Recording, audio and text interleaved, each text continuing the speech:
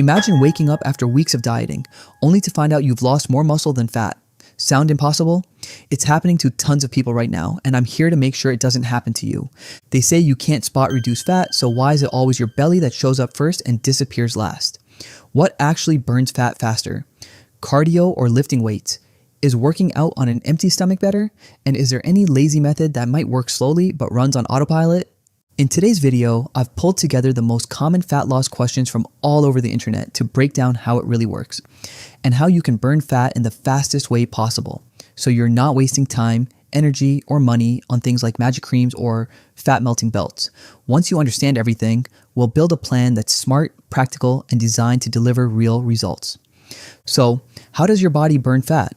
When you eat less or move more, your body needs extra energy. That's when it turns to your fat stores and says, time to use some of that stored fat. It sends signals to your fat cells, telling them to release energy. The fat breaks down, travels through your bloodstream, and gets used up to fuel your body. That's how fat burning works. That means to lose a significant amount of fat, you must push your body to use more energy. Simply put, fat burning really kicks in when you're tired, out of breath, and pushing through the discomfort. But that's where most people stop. They slow down just when it's starting to work. As a result, the body goes back to storing the food you just ate, and the cycle repeats. Even months of running can show no results.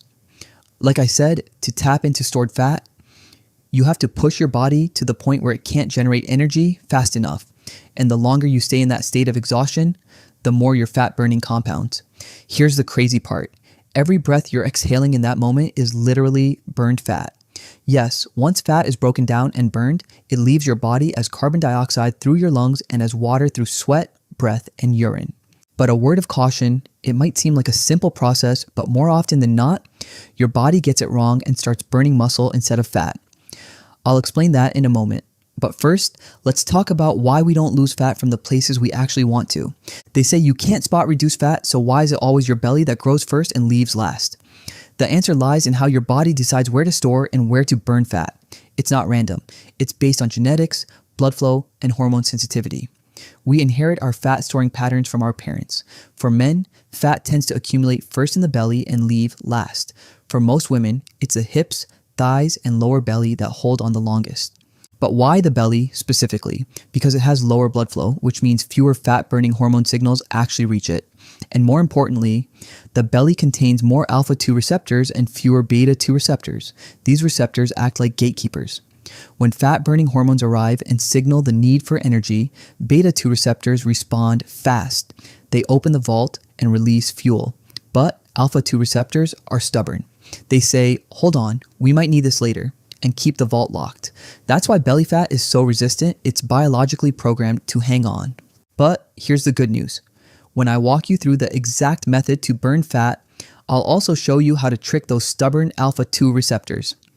Now, you might be thinking, can't I just target belly fat by doing abs workouts? Not exactly. When you train your abs, you're just strengthening the muscles underneath the fat. Your body still burns fat systemically, from wherever it finds it easiest to access. Not necessarily where you want it to. So, what burns fat faster? Cardio or lifting weights? The answer is a bit more nuanced because both work in different ways. When you do cardio, your body needs quick, real-time energy to match your activity level. That's why it reaches for glucose first, stored carbs and blood sugar, especially during high-intensity workouts or running.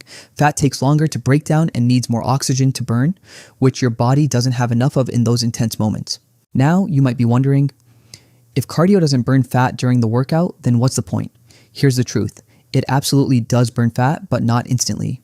Once you finish your cardio session, your body notices a big drop in glucose levels. That's when it kicks into recovery mode and triggers the afterburn effect. To restore balance, it starts aggressively burning fat, even while you're resting, sitting, or sleeping. Now, when it comes to weightlifting, the story's a little different. It's not primarily meant to burn fat, it's meant to protect your muscle from being burned during the fat loss process, especially after cardio. When you keep your muscles active, your body recognizes their value and holds onto them. But if you don't, your body sees them as unnecessary and starts breaking them down for energy. That's why it's so important to combine both cardio and strength training in the right balance, which I'll be sharing with you soon if you want to lose fat while keeping that clean, sculpted shape. And that's how you burn fat without losing muscle. So, is it better to exercise on an empty stomach to burn fat faster? The short answer is yes, absolutely. When you work out fasted, especially first thing in the morning, your insulin levels are low, blood sugar is low, and glycogen stores are partially depleted. That means your body taps directly into its backup fuel source, fat. But here's the catch. It works best with low to moderate intensity workouts.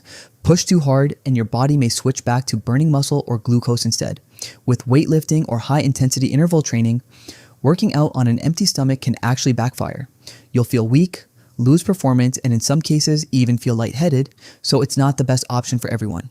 The smarter approach: eat something light, quick to digest, and energy boosting. Nothing heavy or calorie dense.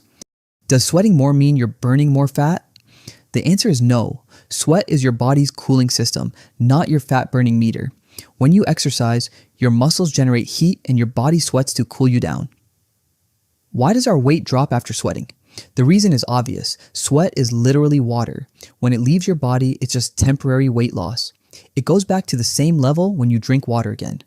One more problem people face when they try to lose fat without proper knowledge is that they complain they're constantly losing weight but can't see any difference in their fat. Trust me, these people should meet a professional trainer as soon as possible before they cause serious harm to themselves. These people have no idea what's happening in their body. They cut calories too hard, which leads to quick weight loss. But your body panics and burns muscle for energy. In this starvation state, your body tries to preserve fat even harder. The reason your body picks muscle instead of fat under stress is because these people skip strength training as well, and the body thinks muscles are useless. Also, muscles are metabolically expensive. When your body is starving, it says, let's get rid of muscle. It's expensive, and we're not lifting heavy things anyway. Fat, on the other hand, doesn't need oxygen or maintenance and stores energy for the future. This is why crash diets are such a terrible trap people fall for. You might be surprised, but just by breathing correctly, you can boost your fat burning ability by up to 20%. Why? Because fat burning is literally a process of oxidation. Your body burns fat using oxygen. So if your breathing is shallow or inefficient, your body's ability to burn fat drops significantly. That's why, for the best performance during cardio, you need to follow these 3 breathing rules. Rule number 1, breathe through your nose, not your mouth. Rule number 2, breathe with your belly, not your chest. Rule number 3, breathe slow and deep, not fast and shallow. And most importantly, exhale more forcefully. Your body needs to clear out carbon dioxide first to make room for fresh oxygen.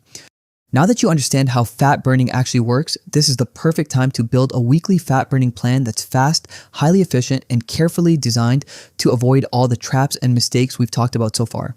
So, there's nothing standing in your way. And right after that, I've got one more special routine for those who are either super lazy or just too busy with work. A plan that helps you burn fat almost completely on autopilot. So here's your first plan, the one designed for the fastest results. Start your week strong with a high-intensity cardio session on Monday.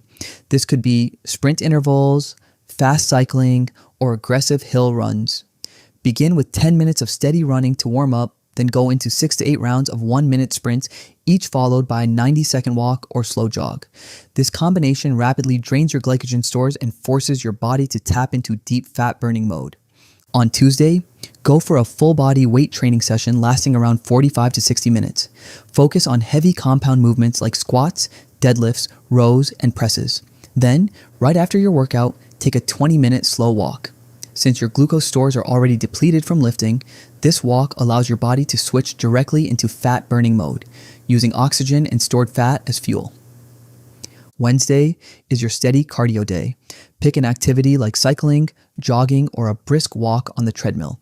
Keep it going for 45 to 60 minutes. Start at a normal pace, but in the last 15 to 20 minutes, slow it down without stopping, even if you're tired. That's the window when your body starts pulling energy directly from fat stores. On Thursday, give your body a break with active recovery. This isn't about burning calories, it's about restoring blood flow and improving oxygenation. Go for a light walk or an easy bike ride. Focus on relaxed, natural breathing and let your body reset without stress. Friday brings another weight training session. This time, focus on either your upper or lower body, depending on your workout split. And just like before, follow it up with a light cardio session, around 20 to 25 minutes. Saturday is your long duration cardio day. Aim for 60 to 75 minutes of jogging, cycling, or brisk walking. The key here is the final stretch. In the last 30 minutes, even if your pace slows down, that's when most of the fat burning actually happens. Stick to slow, steady movement and natural breathing. At this point, your body is running on fat, not carbs.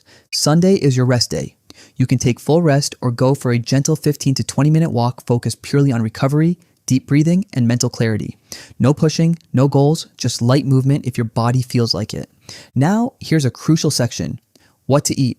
If you get this right, you can double your fat loss results. First, eat high protein foods to protect your muscles and keep your metabolism high. Second, increase your fiber intake. It helps reduce cravings and improves digestion.